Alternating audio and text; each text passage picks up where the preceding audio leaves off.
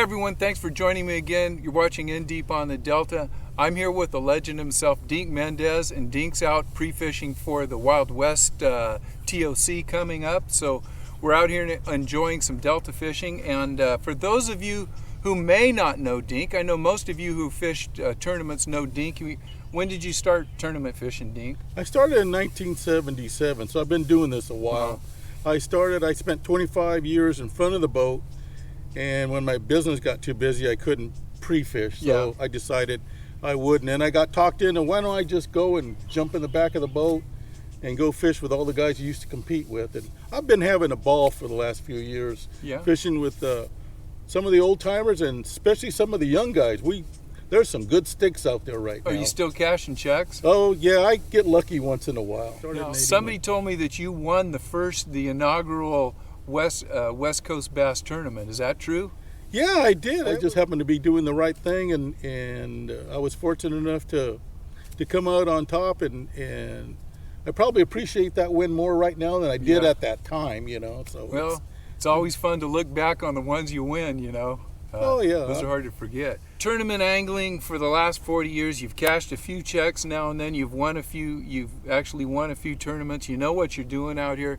You're also the main man and the proprietor of Rodstrainer Baits. So Dink's out here, and I want to give Dink a chance to show off some of his baits. He's a local guy. He's been selling these baits for about 30 years now, and they work all over the United States, but he's local here. And Dink, I want you to show some of the baits off that we may be really interested in here on the Delta. And I know you got one there, and when you pull that one up, I want to show something that I've already seen that I like about it. Yeah, this is one of our most popular ones out here. It's called bluegill. Like I say, they're all hand-tied. Everything we make is hand-tied. And like I say, this is the bluegill, and it's been really popular out here. So if you guys are looking for them. Now, I want you to talk a little bit about this color too. This one is we call a red crawfish. And there's multiple colors out there. Let me hold this up to him. Keep talking. Some people call them Delta Fire. It's been, Red Devil. It's been called all kinds of different colors. This is basically a crawdad color that got popular. There's, like I say, you have a great trailer there that would work great on it. Yeah, when Dink pulled this color out here, was it this color? No, I'm sorry. It was the first one he had. Either one of these actually will go great with this, and I'll be doing a report on this particular trailer. I'm not going to talk a little bit about it right now. I'm going to just show you what it is, and just picture yourself with one of these baits here with that trailer on, that color combination right there. Or you might switch it up with this red color, and I'll tell you what, those are going to be some really great baits out here, color combinations used. And I will be talking about this little guy here in one of my next videos. So you've got tons of spinner baits, and they half ounce, yeah, we make them 3/8 to half ounce, and these are called Z strainer. Blades will counter turn. Oh, okay. So as you bring it along, it's made the grass or anything like that. It's not really a deep water spinner bait. Okay. So, and it, like I said, it has a pointed head, so it gets right through that grass. Easy to get the blades moving on it. Okay. And I see you got, this looks like is this your swim bait? Yeah, this is the swim jigs. Okay. This is probably our most popular one, the white one. The swim jig is really starting to get a hold of us out here. For some reason, back east and the south, they've always used swim jigs, and we're really starting to use them right now. But the guys are using this white one. They're catching stripers on them. The largemouth out here. And I'm noticing you got a heck of a hook on this thing. Let me show. This has a really kind of an oversized hook on it. Great for stripers, but if you're out here fishing for big largemouth bass, I can tell by that hook that you're not gonna, if you're using straight braid or something, you're gonna stick that in someone's mouth, and it's not coming out. Number one, and it's not gonna bend out. So that's a great Delta bait. Yeah, we also have Arky jigs, real popular. This one here is called Dink Special. Through the years, as some of you guys know, when you go up and down the delta, different areas, they want a different color jig. It's never the same. So I got tired of cutting the jig off. I learned that if I put these colors together, all I had to do was change the trailer. And the fish would start biting again. So this now, is there a rattle in that too? Yeah, this has a double rattle in it. Okay. All right. Okay. And I think that's really important here. Anything you can do nowadays, you know, whether it's changing colors, changing trailers, putting some scent on it, or just that little rattle in there, you need everything that you can have in your advantage to get that, you know, to get that fish to bite. So yeah, all you need is when your partner throwing a jig without rattles and you have rattles and he's not getting bit and you're back there and you kind of shake it a little bit, well, you'll attract the bass to it, and you start catching him and he'll be looking at you. And do you have a favorite trailer for those out here, or just?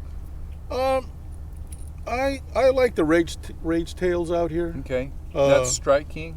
Yeah, Strike King rage tails. I do use some beavers on it. Reaction Innovation beavers. Some of the Zoom craws. Okay. I use them. The speed craws they have. So, you know, that in some days I feel I want something to slowly fall down, and other times I want something. And I'm looking at the rubber on that. It looks like it's not a big thick rubber. It's a pretty thin rubber, so it looks like it have a lot of movement in the water. It'll billow out a lot. Yeah, so you put it on there, this just rises if you let it sit there. And what happens when the bass comes up, just the movement of him pushing the water causes it to breathe. So another good reason to put some scent on it, if the thing comes up and takes a look at it, he sees the movement, but as he comes by, he's going to smell that thing and maybe even hear it and grab it. So exactly, you want everything on your side. Yeah, you know, it's kind of hard. We have another. Oh, I forgot to put that. We have another one's getting popular out here. It's called Falcon Lake Craw. It's kind of a unique color, and this is a rage tail on it right now. Kind of blends in together. Basically, it's green pumpkin with red and gold flake, with a little bit of red on the bottom. And that craw color really comes out with with the gold in it, and everything looks really nice on that particular. Do you know what color craw that is they're calling it, or? It's Falcon Lake. Falcon Lake craw. Yeah. Okay. The whole thing. All right. Jig and so it's one of those. I mean, we make a lot of different jigs. We make a lot of footballs, arkies, flip jigs, swim jigs, flip and pitching jigs. If you want to take a look at them, you can go to Coyote Bait and Tackle. They have a site you can get on, and they basically have a lot of stuff. So that's the easiest way to check. Are you on Instagram or any of that stuff, or? Oh, I'm on Instagram, and I flash a few things on. I'm just learning how to take pictures and do things. You know, you and me both. So if it's up to me, I'm going to have to walk over to Coyote Bait and say, "Show me one of these." But I guess if you go to Coyote Bait and Tackle, their website. Where's Coyote Bait and Tackle? They're in South San Jose. South San Jose. Yeah, and they accommodate anybody. They're another one of those shops. You buy $50 worth of, it's free shipping and that kind of stuff. And they'll ship and everything. And they'll ship from it. And they'll, you go into a lot of shops nowadays and you just buy stuff and you walk out the door.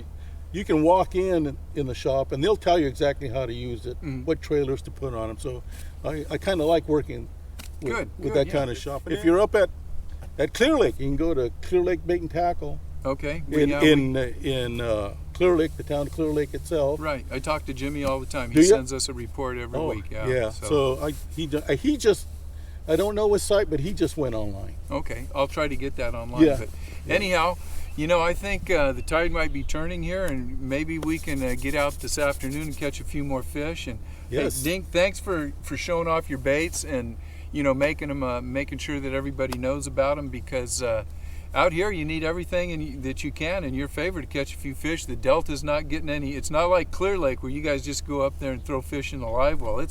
It can get a little tough out here, and having the right color combo or just a quality bait makes a big difference out here. So thanks for sharing your information with us. Well, thank you. I really appreciate being out here with you.